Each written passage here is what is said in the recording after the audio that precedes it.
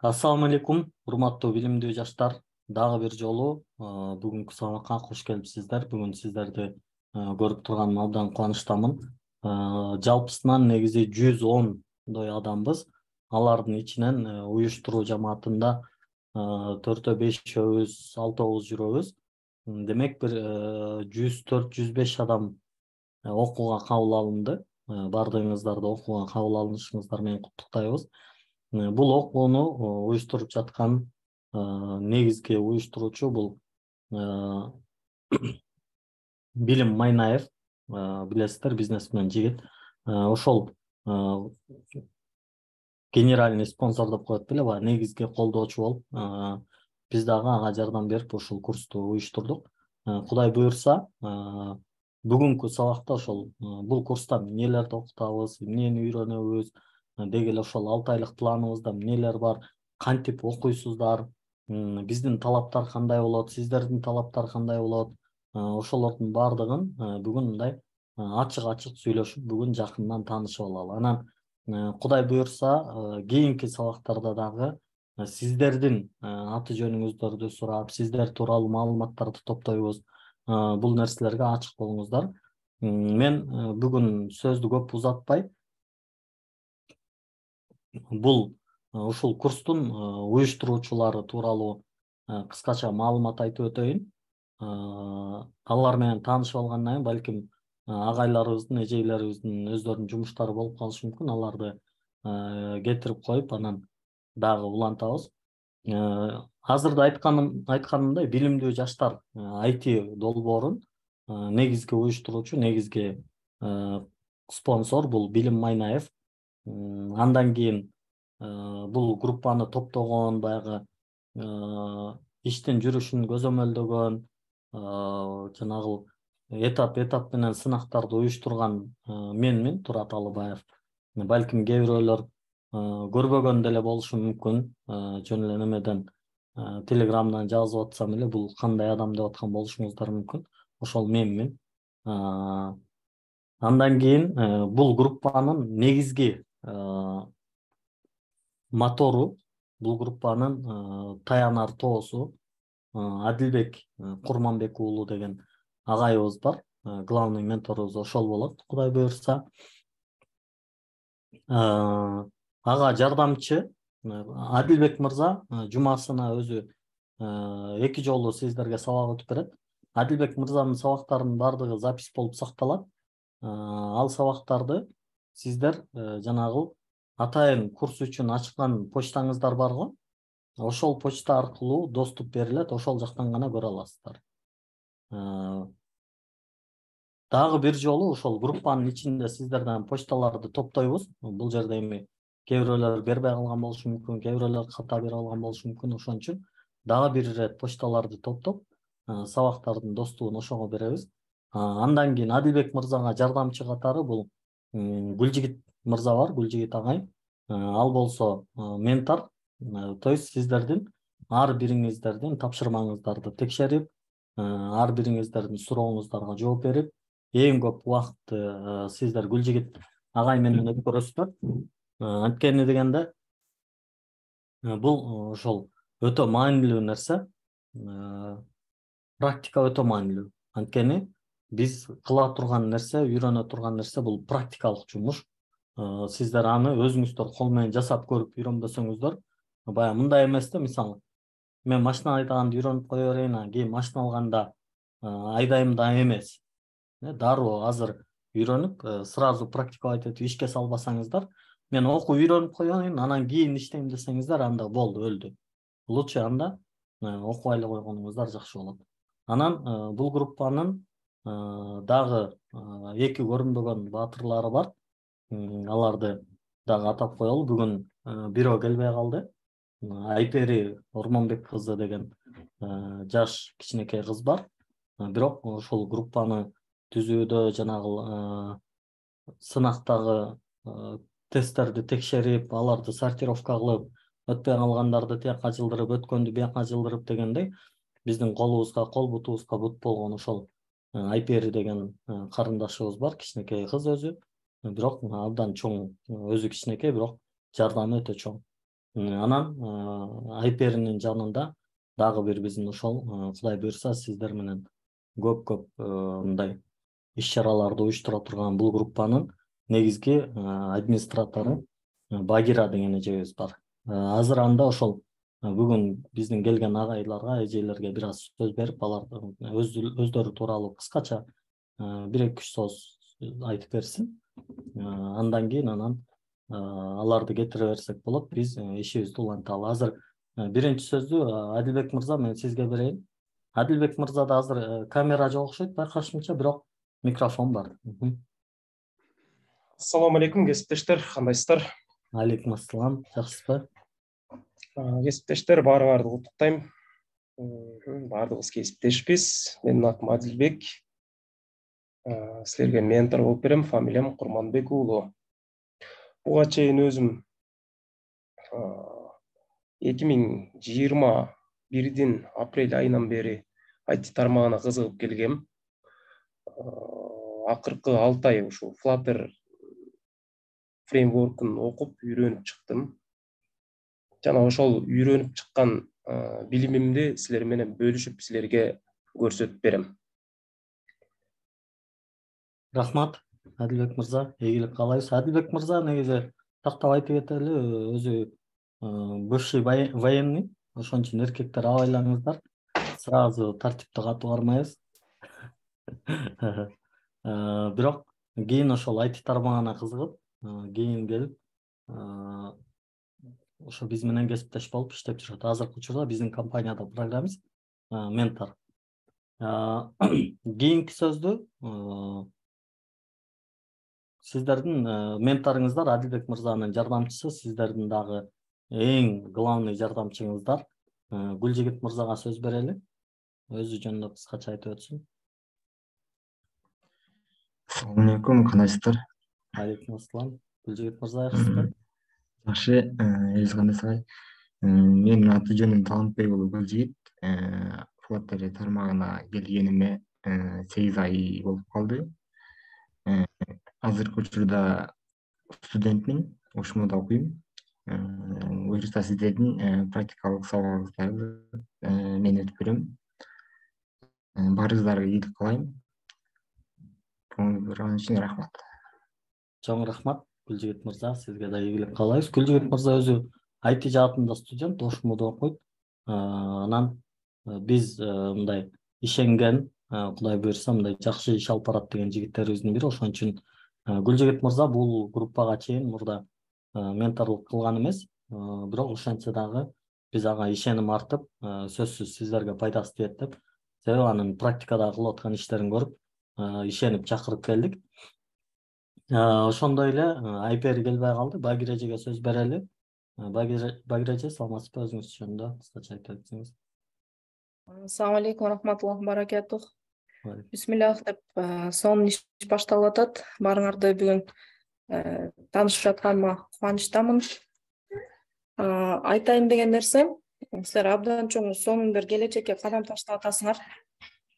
Ошол келечекке жалгыз барам деп ойлобоңуздар, анткени ал адашуу. Бул ITде баардыгы ынтымак менен, биримдик менен жакшы максаттарга жетсе болот. Жалгыз жетесиң, бирок жай, эгерде ынтымакташып өзүңдүн адамгерчилигиңди мындай ийгиликке баратканда по головам баспай, мындай артыңда келаткан адамдарды да тең жетелеп кеткенге аракет кылсаңыздар, анткени бул билимдүү жаштардын арасында ар түрдүү адамдар бар, билесиздер, жакшы Flutterге анча тааныштары бар экен, башка программирование тилдерин билгендер бар экен.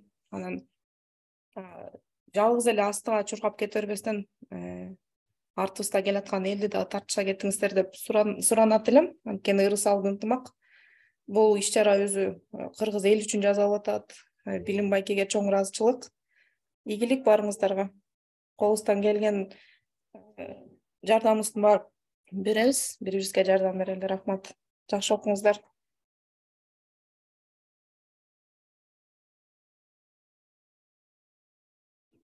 Багир эже, чоң рахмат жакшы сөздөрүңүз үчүн, баалуу, пайдалуу кеңештериңиз үчүн. Урматтуу билимдүү жаштар, абдан мындай толкундануу болуп атат. Себеп дегенде мындай бир ишти уюштуруу жүргүзүү чынында оңой эмес.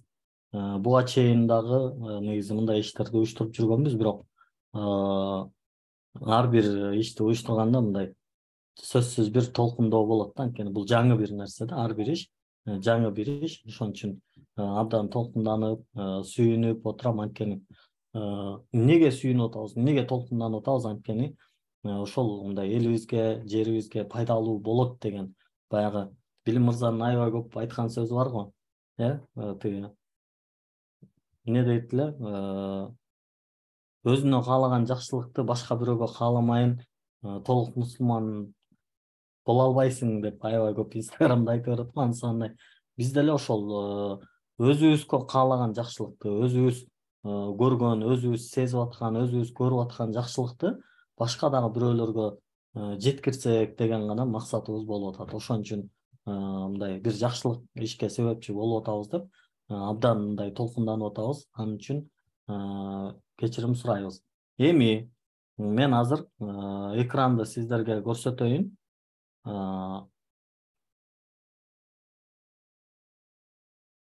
Так, көрүндү окшойт. Эми мындай кылалы, урматтуу кесиптештер, урматтуу билимдүү жаштар. Биз негизи буга чейинки окуучуларыбызды, окугандарды кесиптештер деп айтат элек да. Анан бул жолу баягы билимдүү жаштар деп айтыш бизге аябай оор болуп атат. Дагы деле кесиптештер деп айтсак туура болот окшойт.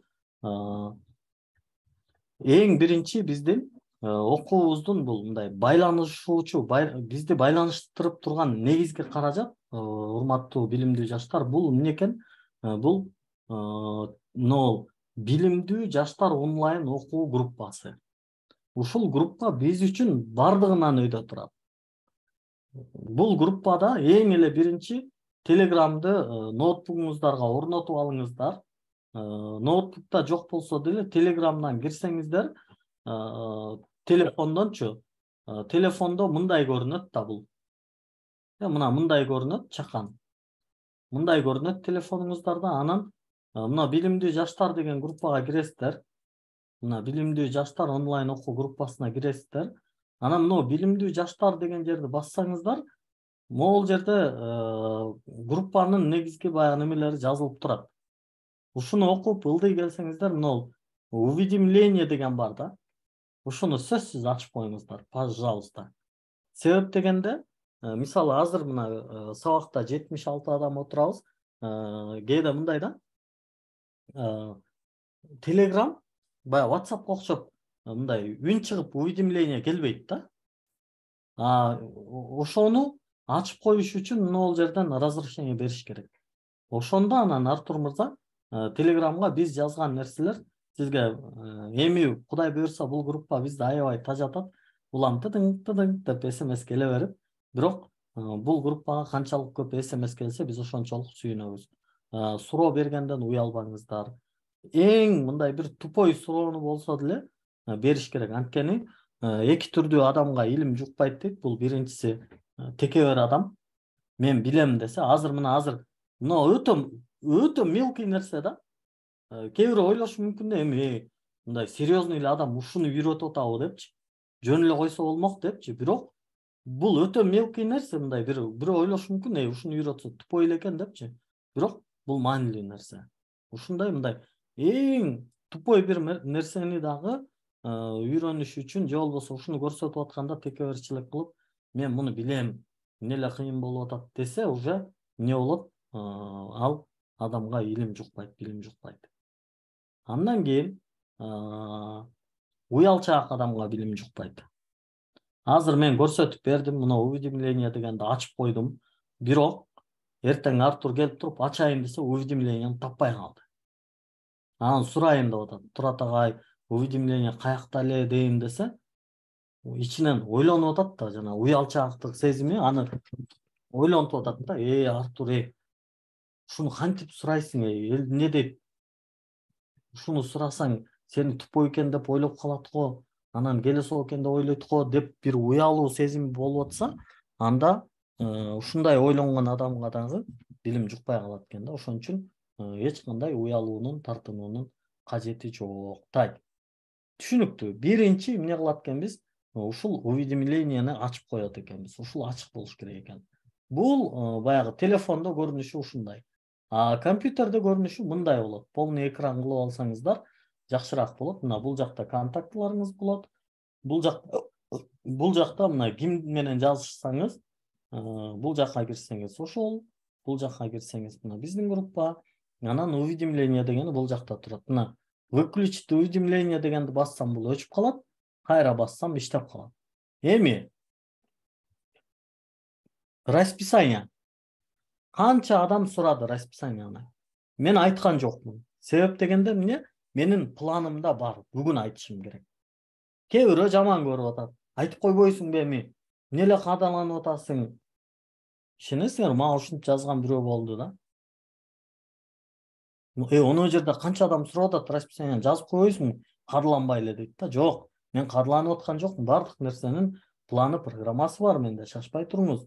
Мына азыр ушул сабакта мен сиздерге расписанияны мындай кылып жиберем. Так, бул биздин кыргызча флаттер үйрөнөбүз. Билимдүү жаштар деген группасы. Бул группада iPhone экранга чийбей отуруңуз. iPhone сизде эле болсо дагы. Так, өчүрүп койдум. Экранга чийбей отурабыз, пожалуйста. Дүйшөмбү күнү 22:00-дө Адилбек деген мырза сиздер менен код сабак өтөт. Код сабак. Бул теориялык сабак. Код сабак деген бул күнү сабактар запись болуп сакталат. Мына ол жерде да жазылып турбайбы? Мына жумасына 5 күн сабак, 2 күн теориялык сабак запись кылынат, 3 күн практикалык сабак запись жок дейт. Мына ол жерде пока 2 күн кылып турдук.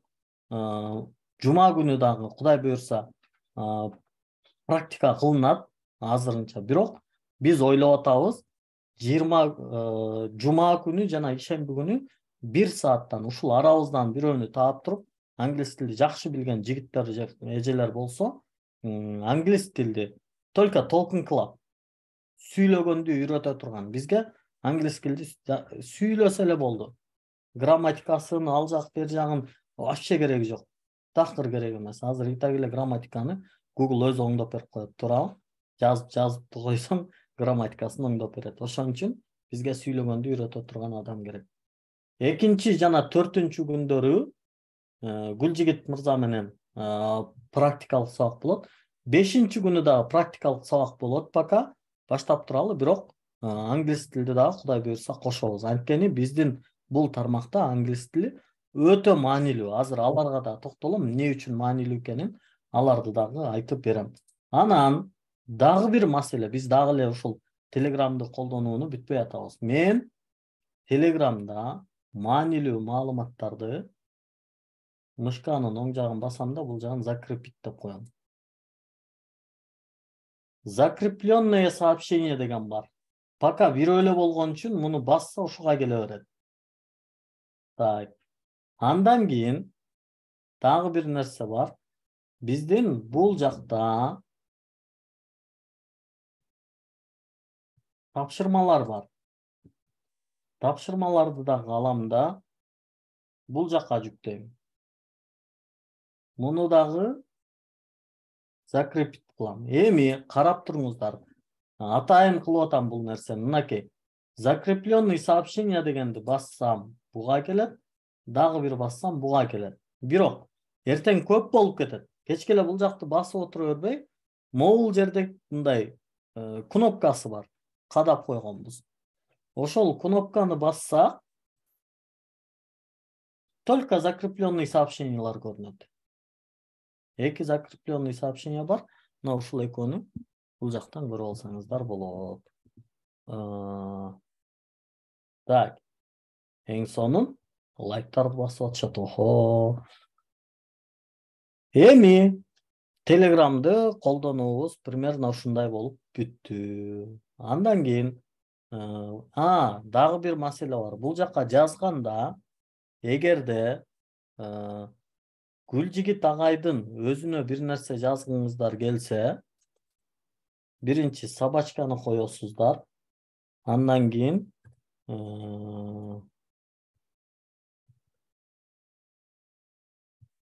гүл жигит десеңиздер, гү десеңиздер мындай болуп чыгып калат. Гүл жигит деген белгиленет.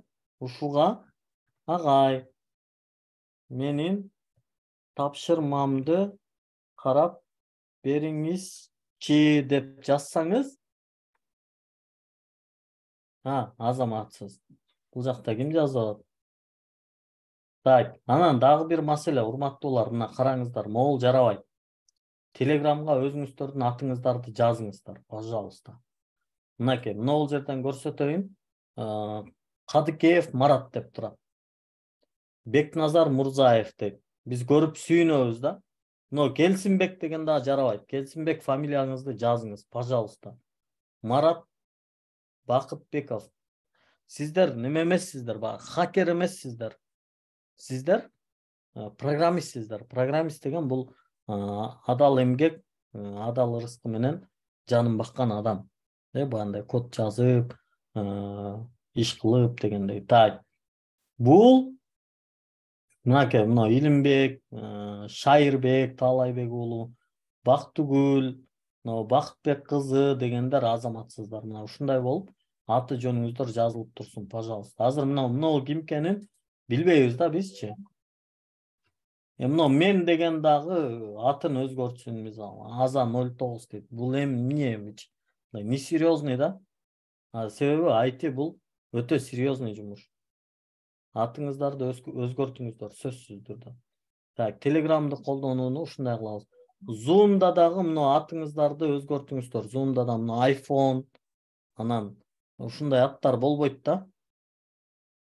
Ошо сөзсүз, мына ийгилик дейт. Балким атыңыз ийгилик, бирок фамилияңызды кошо жазып, биз мына юзерлер жүрөт, жөн эле юзер дейт. Эртең бир күнү буларды да уже сабакка жөнөтпөй коебуз. Азаматсыз, Аза 09 дейт, өзүн текшерип алайын деп жазыптыр. Көрүндү. Так, анда кандай кылабыз? Кийинки этапка өтөлү. Телеграмдан чыктык. Кийинки этап Figma деген бар. Figma негизи так. Наралы өтүп алайын азыр.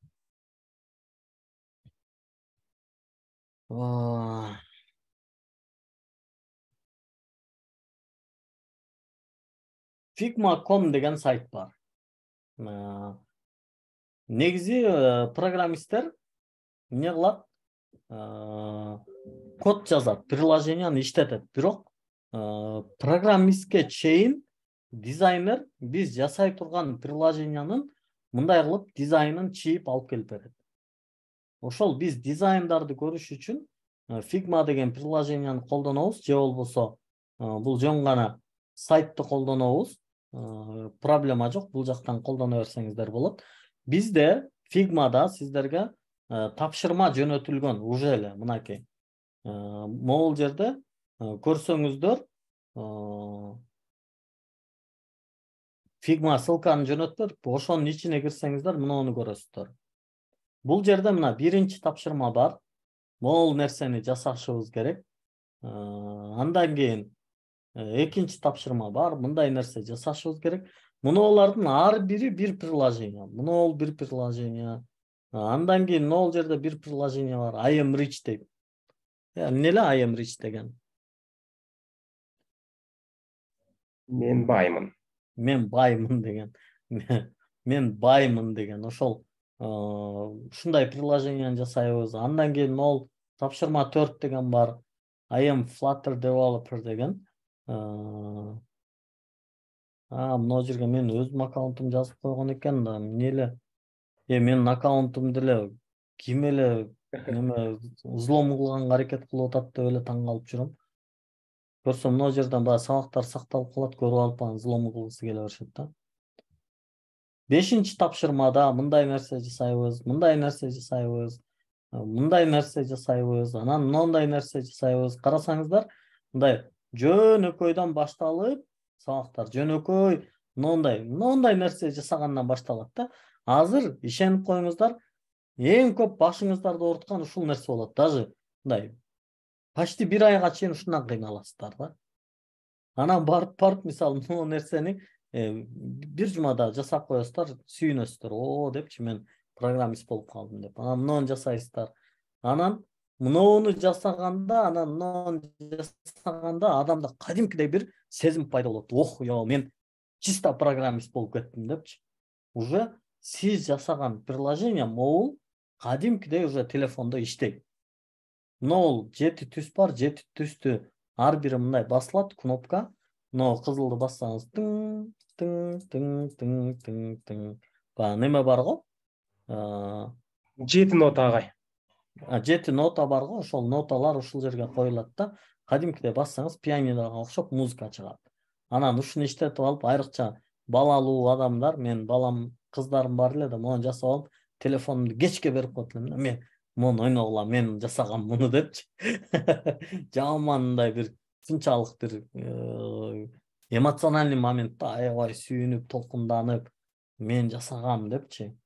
Андан кийин могул жерде бир квиз ап деп коет, суроо жооп. Бул жерде суроо бар, эки эле жооп бар, туура анан ката деген эле. Ошону менен текшеребиз. Мисалы, Кыргызстанда 7 область бар десе, туура же жок да, бар же жок. Андан кийин мону жасайбыз, BMI калькулятор деп коет, баягы тамак аш жегендин немеси бар го, ден соолуктун индекси бар го. Сен мисалы боюң 1,50 болсо, салмагың 90 килограмм болсо, значит сен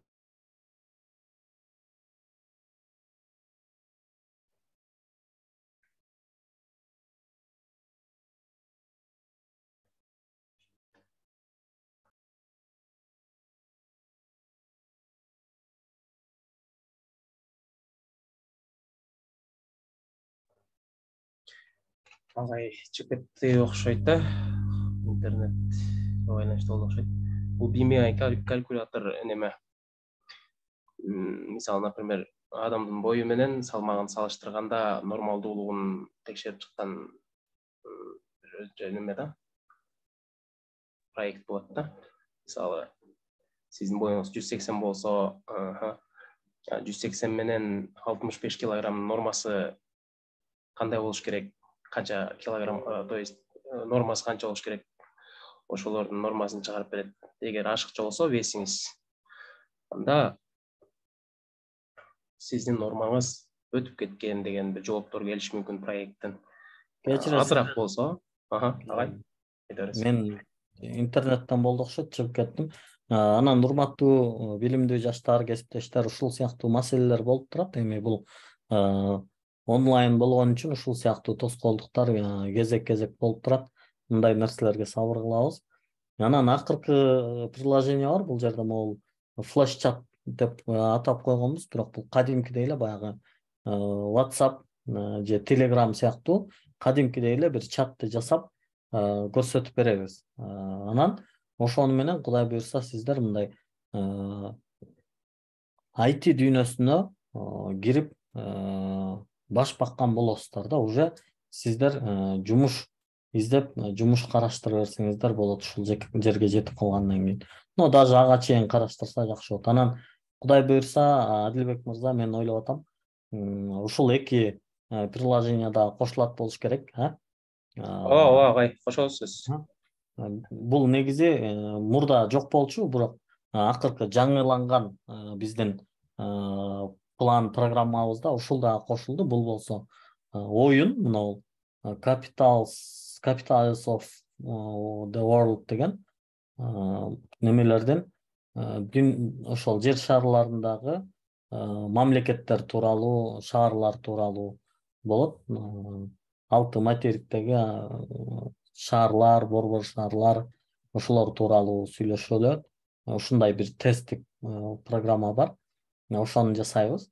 Андан кийин могул News App деген бар. Бул кадимки эле баягы жаңылыктарды окуй турган бир мындай эмне дейбиз, онлайн газета. Ошону жасаганды Кудай буйрса үйрөтөбүз. Анан бул жерде мен сиздерге сунушум, бүгүндөн баштап эле мына уже көрдүңүздөр, сиздер дагы өзүңүздөрдүн бир приложениянын кыялын түзүп баштай бериңиздер. Мындай эмне кыласыздар, бир кагазга чийип, блокнотко чийип, даярдап, сонун кылып жасап баштай берсеңиздер, Кудай буюрса, окууну бүткөнчө группалаштарыңыздар менен өзүңүздөр ошону жасап чыгып туруп, ким билет, балким сиз жасаган приложение эртең миллиондогон адамдарга пайдасы тийип калышы мүмкүн. Же балким ошол жасаган нерсеңиз сизге иш таап келип бериши мүмкүн. Же сиз жасаган нерсеңиз балким бирөө жарымдарга абдан пайдалуу болуп калып, баягы Акыркы сабак деген кино бар го, тиги 40 000 сомго силердин жасаган оюнду сатып албадыбы десе, аябай сүйүнөт го, 40 000. Бирок балким ошол жерде мисалы сиздердин жасаган приложение 5-10 000 долларга өтүп кетиши мүмкүн. Же болбосо аябай жакшы бир проект чыгарсак 500-600 000 доллар акча болушу мүмкүн. Аларды билбейбиз. Бирок Кудай буюрса ошол жакшы даярдык кылсаңыздар, жакшы аракет кылсаңыздар, жакшы натыйжа чыгат деп үмүт кылабыз. Анан урматтуу билимдүү жаштар, ниет баарынан өтө маанилүү. Бүгүн азыртан баштап ниетиңиздерди башынан түз, анан жакшы коюңуздар. Мисалы, мен көрөйүн, байкап көрөйүн, анан эми бекер экен го окуп коеюн деген ниет менен келгендердин баардыгы ишенип коюңуздар, 1 айга жетпей кетет. 1 айга жетпей кетет. Азыр 88 адам отурат. Мен абдан сүйүнүп атам. Бирок ошол 1 айдын тегерегинде ошол жерде 18 адам калып калбасак эле болду. Абдан мындай катуу талап менен, тартип менен окутабыз. Жөн эле сабакты калтыра бербеңиздер. Сөзсүз катышыңыздар. Ушул мындай мүмкүнчүлүктү пайдаланып калууга, максимум пайдаланып калууга аракет кылыңыздар. Мындай максимум сиздерге ушунун пайдасы тийсин. Жөн эле мындай. Анан дагы бир нерсени өтө мындай баса белгилеп айткым келип атат. Эч нерсе бекер эмес. Азыр сиздер ойлошуңуздар мүмкүн да бул курс бекер экен деп. Бирок бекер эмес. Азыр мынакей 1 саат убакыт болуп атат. Мен какшанып сүйлөп атам. Жумасына регулярный ар дайым 2 сааттан убакыт бөлсөңүз, сиз балким ушул курсту мындай акчага сатып алып деле окусаңыз болот эле. Мындай балким ошол учурда дагы көбүрөөк акча тапсаңыз болот эле дегим келип атат да. Ошон үчүн эмне кыласыздар? Кадимкидей эле сиздер төлөп окуп аткандай талап кылып окушуңуздар керек. Сиздердин талап ошол. Мындай билимди талап кылышыңыздар керек. Мага бер үйрөт депчи. Кана ким үйрөтөт, кантип үйрөтөт деп мындай сиздер билимди талап кылышыңыздар керек. Сиздердин талап ошол болуш керек.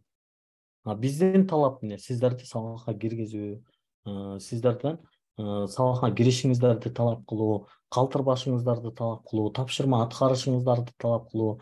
Мына ошол нерселердин баардыгын биз талап кылабыз, сиздер болсо бизден ошо билимди талап кылыңыздар. Мындай кадимкидей акча төлөп аткандай талап кылыңыздар, анткени сиздер ушул жерге отуруу менен убактыңыздар менен төлөп берип атасыздар. Мен дайыма ушул нерсени айтам, мындай бардык нерсенин төлөмү бар да.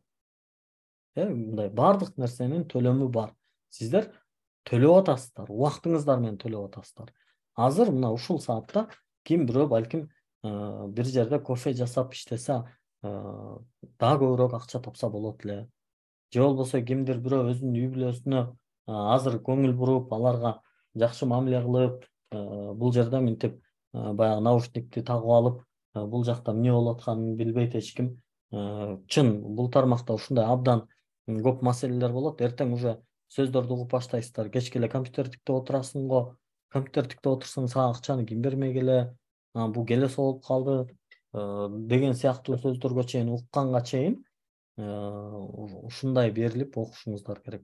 Балким мисалы ошону айткандай, бул жакты угуп отура бербей, ошол үй бүлөңүзгө көңүл бурсаңыз, балким дагы да бактылуу жашайт элеңиз дегендей. Ошол сыяктуу маселелер бар. Бирок чыдап, аракет кылып, ушул 6 айдын аралыгында Кудай буйрса мындай IT дүйнөсүнө кирип кетүүнүн аракетин кылыңыздар. Анан Жанагы маселени айтайын эми. Англис тил маселесине келип токтолоюн. Так, англис тил маселесине келип токтолоюн десем, Dart Jobs деген канал бар. Dart Jobs деген канал бар. Ушуга катталып алсаңыздар болот да. Анан бул жерде только ошол Flutterчилердин жумуштары жарыяланып турат. Азыр анан мындай маселе. Биздин Кыргызстандан жумуш издебеңиздер. Аны мындай планга койбоңуздар, вообще койбоңуздар. Анткени биринчиден Кыргызстандын ичинде иштесеңиз, сизге өтө аз айлык беришет. Бир. Эки, абдан кыйнап иштетишет. Аябай мындай кыйнайт да, анан бир 2-3 ай иштегенден кийин сиздин колуңуздан келбеген иштерди берип туруп, анан 2-3 айдан кийин кууп чыгат. Эмне дейт? Сен эчтеке билбейт экенсиң дейт. Себеби нормал, анткени сен жаңы эле курсту бүттүң, ал нерселерди билбешиң нормал. Бирок сени жумуштан чыгарып атканда вообще тупой экенсиң, сенден программист чыкпайт, бар, лучше барып дордойдо бизнесиңди кыл деп, мындай шагыңды сындырып коюшу мүмкүн да. Эми прям ушинтип айтпайт да, бирок жок, сен вообще билбейт экенсиң, сен менен иштеше албайбыз го деп жумуштан чыгарып койсо, бул эмне деген сөз? Ошондой эле баягы кой бар, коюңду кайтарып эле жайлоодо жүрчү деген сыяктуу эле катуу тиет да. Анан эмне кылат? Адам окууну таштап коет да, же ишти таштап коет. Ошон үчүн биринчи мүмкүн болушунча англис тилди жакшы үйрөнүп, жумушту сырттан издеңиздер. Сырттан, чет өлкөдөн. Ошондо мындай дагы жакшы болот. Себеби ошол Европа мамлекеттери, СНГ мамлекеттери, башка жактан иштеп баштасаңыздар, алар биринчи сиздерди жакшылап үйрөткөнгө аракет кылат. Ошон үчүн англис тил өтө маанилүү. Англис тилден керек болсо бир эмес, араңыздарда ушунча адамдын арасында бардыр, жакшы англис тилди билгендер. Эми мынакей караңыздар. Компания Smart Brain дейт. Эң акыркы мына Dart Jobs'тагы 633 адам көрүптүр. Мына Татьяна менин таанышым экен го. Жок, бул башка экен. Башка экен. Бизде дагы Полишада бир Татьяна деген таанышыбыз бар. Ал да бизден ошол Flutterчилерди сурап калат. Мына бул жерге жарыя берип атат. Эмне дейт?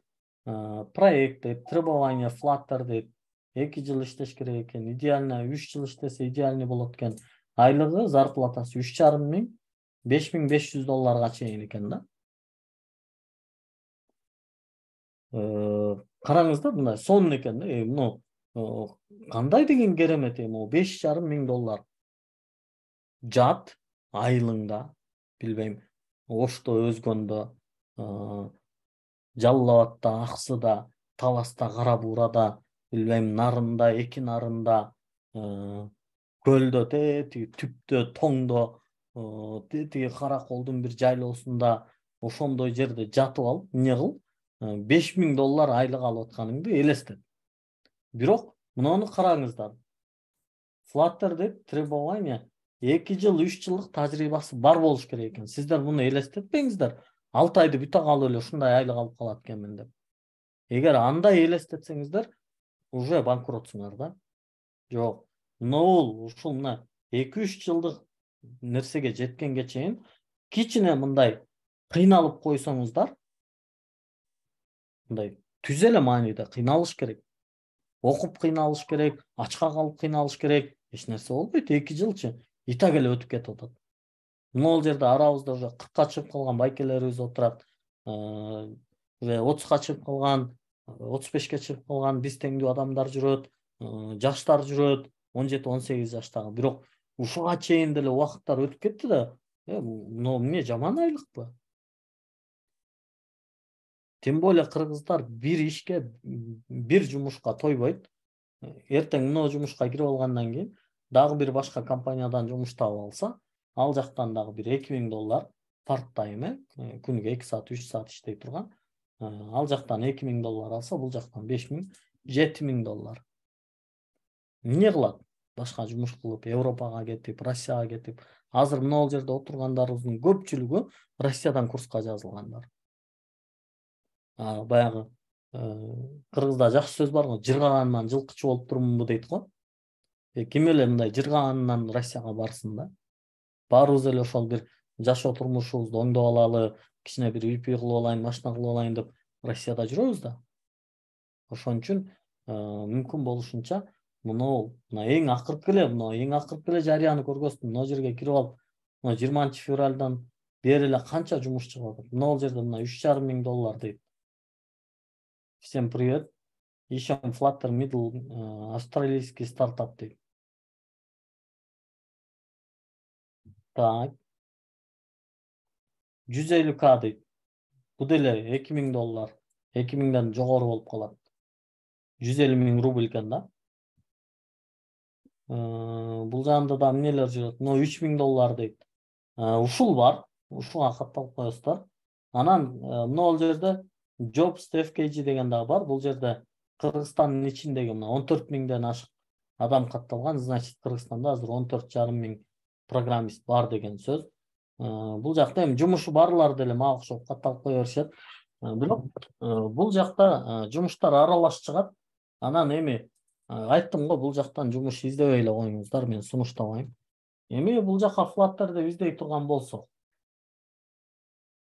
Flutter'де издесек, жалпы 131 жумуш чыкты. Эми булардын кээ бирөө кайталанып калган. Бирок мынаны карайлы, мына. 30,000 дейт. Ментор экен, бул мугалимге. 30,000 беребиз деп атат. Эми билбейм, көрөбүз. Так. Flutter мынакей middle дейт. Караңыздар, middle бул деле бир 3-4 жылдык опыту бар адамга 100,000 сом дейт. 60,000, 100,000 дейт да. Бир 3 жылдык тажрыйбасы бар адамга Кыргызстанда 60,000 берсең уят да. Ал нар жактан $5,500 айлык алгыдай деңгээлде турса, бул жактан 100,000 беребиз деп атат. Уят менимчечи. Бирок Кыргызстанда ушундай. Рынок кичинекей, акча аз. Мисалы, мен деле мындай эле айлык берет элем да, берсемчи. Мен деле аз берем да Кыргызстандачы. Кудай буйрса, менин деле үмүтүм ошол чоң заказдарды алып, чоң компаниялар менен иштешип, биз деле эмне кылалы деп, ушул мына Европаныкындай кылып, мына ол жерде бир аз жакшы экен, $1,700 дейт. Бир аз жакшы, түзүк. Биз деле ошол $1,500, $2,500 айлык берсек деп үмүт кылып атабыз да. Азыр эми мына бизде иштеген агайлардан бир жигитибиз программист ошол 100,000ге жакын алып калды ужечи. Мен сүйүнүп атам да, $1,000 жогору. Бирок бул аз. Мындай СНГга салыштырганда, башка мамлекеттерге салыштырганда абдан аз да. Ошол жакта программисттерден кем калбай эле иштейт биздин балдар делечи. Ошон үчүн алардын айлыгын көтөргөнгө, алардын деңгээлин көтөргөнгө, биринчи акча маселесин көйгөйүн чечип койсок, андан кийин жумушту мындай эч кыйналбай кыла беришет эле да.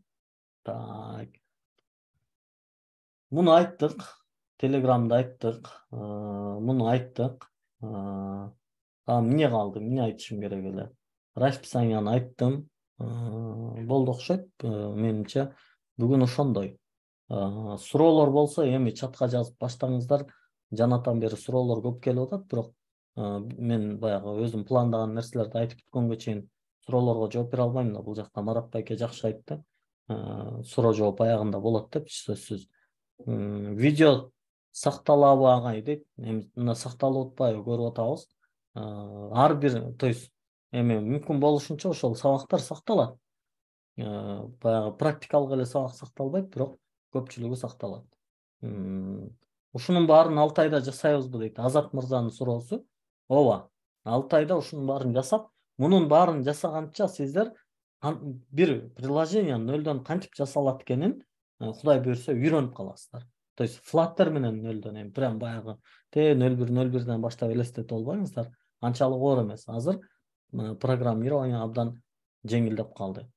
Өздөштүрүп кетишиңизге карап, жакшы өздөштүрсөңүз өзүңүзгө пайда дейт. Бул кимге жооп берип атат, түшүнбөй калдым.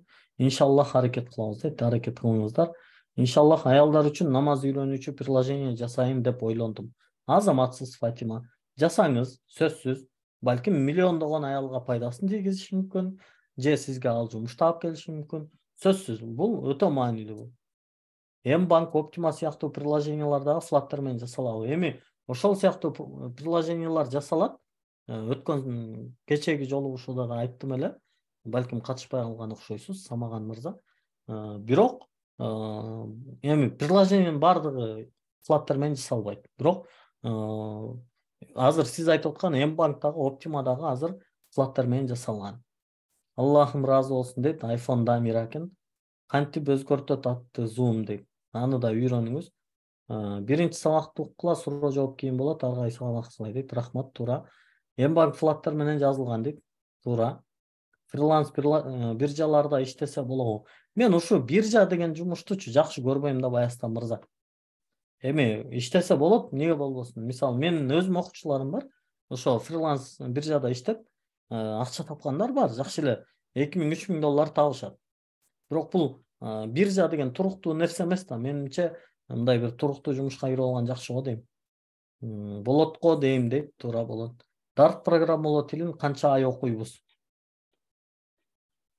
Негизги максат биз мынол Zoom, мынол Figma'da көрсөтүлгөн 10 нерсени жасайбыз, 10 тапшырманы, 12 тапшырманы. Ушул 12 тапшырманы жасаганча Dart программалоо тилин дагы ушунун ичинде окуй беребиз, Айбек мырза. Сиз мындай программалоодон жакшы түшүнүгүңүз бар окшойт. Биз сразу Flutter'дан баштайбыз, эртең биринчи сабакта эле муну жасап баштайсыздар. Азыр уже тапшырма силерге. Анан мындай суроо болбош керек, сабактан кийинчи эмне тапшырма берилди деген вообще болбош керек. Каждый сабакта тапшырма ушул. Видеону кайталап көрөсүз, ал жакта айтылган нерселерди жасайсыз. Болду, ушул тапшырма. Баягы илгерки Советский Союздун системасындагы урматтуу окуучулар, доскага жазам, тапшырма, жазып алыңыз деп айтылбайт. Бул жерде көрсөтүлгөн каждый нерсе бул өзү тапшырма. Ошого аракет кылыңыздар. Мына биринчи тапшырма ушул. Сиз эртең уже моуну өзүңүз жасап баштаңыз. Ушуну жасаганды баштаңыз өзүңүз. Түшүнөм, жасай албашыңыз мүмкүн, проблема жок. Бирок аракет кылып баштаңыз. Бул мындай тапшырма берилди деген сөз, урматтуу билимдүү жаштар, баягы биз жанагы немеден чыгышыбыз керек. Эмне деп коет эле тиги? Жанагы отличник синдромунан чыгышыбыз керек. Берилген тапшырманы сөзсүз өзүндөй кылыш шарт эмес. Аракетти кылыш шарт, маанилүү. Но аракетти кылыш керек. Но жасаганга аракет кылып башташыңыз керек. Болгон жокпу? Проблема жок. Бирок вообще аракет кылбасаңыз ошол проблема да. Так, хостинг менен монетизацияны үйрөнөбүзбү? Чынын айтайын, ушул эки сурооңуз деген мага жакшы түшүнүктүү эмес. Эми хостингти примерно түшүнүп атам, бирок кандай монетизацияны айтып атасыз, аны түшүнгөн жокмун. Может быть, мобильный приложениянын монетизациясы билбейм, бирок аны үйрөнбөйсүз. Хостинг жөнүндө деле көп маалымат айтылат, бирок аны үйрөнө турган деле эч нерсе жок. Турат агай, чоң рахмат, баары түшүнүктүү, баарына ийгилик дейт. Зарина, рахмат. 2 күн катар Talking Club болобу ошондо? Жок, аны уже адамдар такталса, табылса, жылыштырып ала беребиз, ал проблема эмес. Сакталган видеону кантип каяктан көрөбүз? Бектур мырза, абдан жакшы суроо бердиңиз.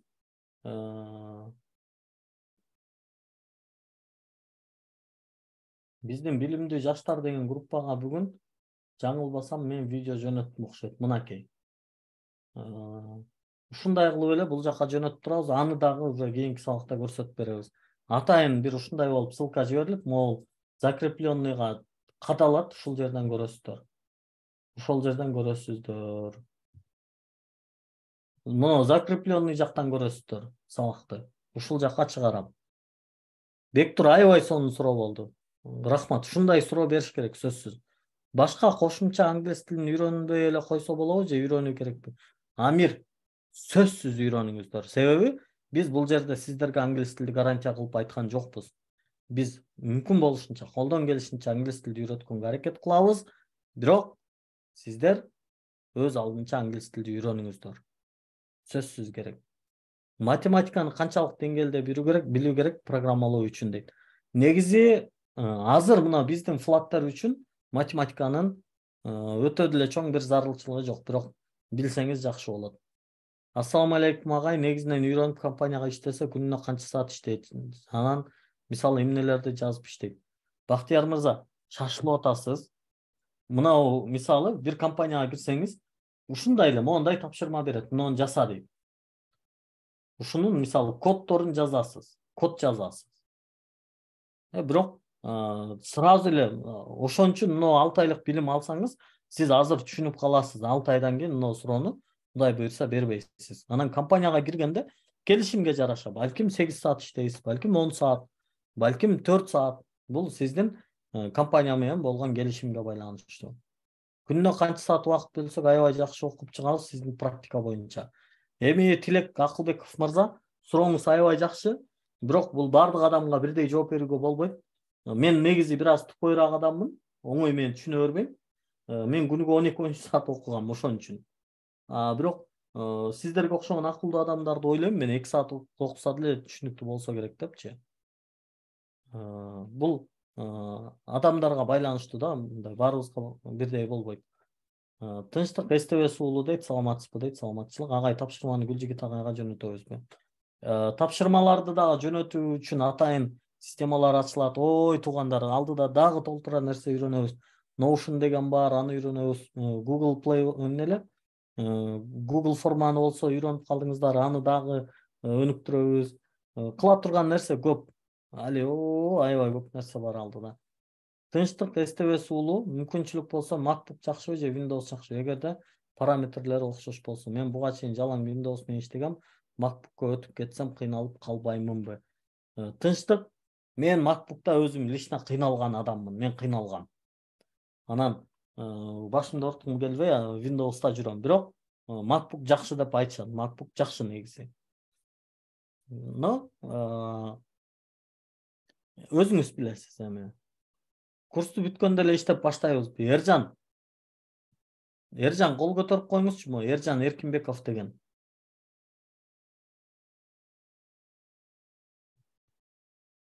Эржан Эркинбеков, колуңузду көтөрсөңүз мен сизди таппай атам.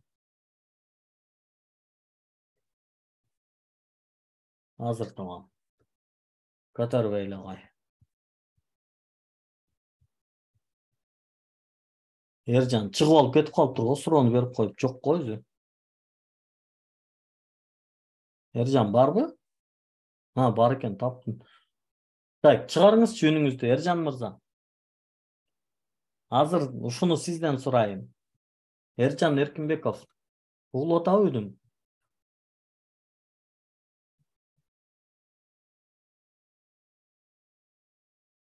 Так, ушул суроо кызык да. Курсту бүткөндө эле иштеп баштайбызбы дейт. Ким кандай ойлойт ушуну? Кимден сураш керек өзү? Муну сизден сураш керек. Курсту бүткөндө эле иштеп баштай аласызбы? Өзүңүз мындай ишенесизби? Көзүңүз жетеби? Обычно иштеп кетсе болот. Бирок бул сизге байланыштуу нерсе, урматтуу Эржан. Аракетти кылыңыз, иштеңиз. Даже курсту бүткөнгө чейин уже 4 ай окуп ишке кирип кеткендер бар. 1 ай окуп, 2 ай окуп ишке кирип кеткендер бар арабызда. Жакында эле Дубайга бир кызыбыз окууга кирди, 2 ай окуду. Бирок жумушка кирип кетип калды. Агай, сиз менен өзүнчө сүйлөшөйүн дедим эле, сабак бүткөндө байланышка чыксам болобу? Өзүнчө мен эч ким менен мындай менин маселем жок эч ким менен. Эч кимди деле өзүнчө мындай уга албайм. Анткени азыр сиз берген суроо могул жакта бардыгында бар. Ушул жерге ачык жазыңыз. Мен ошого жооп бергенче, сиздин суроого жооп бергенче бардыгына жооп берип кое алам. Нөлдөн баштап үйрөнөбүз. Агай дейт. Нөлдөн баштап үйрөнөбүз да, муну өзү нөл да, муну эч нерсе жок да, мына жерде бир приложение жасайбыз, ушул нөлдөн башталат. Расписание бирөө сураган окшойт, Телеграмда бар.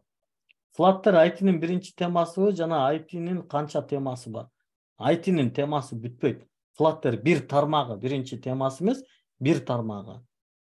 Биринчи орусча үйрөнгөн жакшыбы же англиски окуган жакшыбы?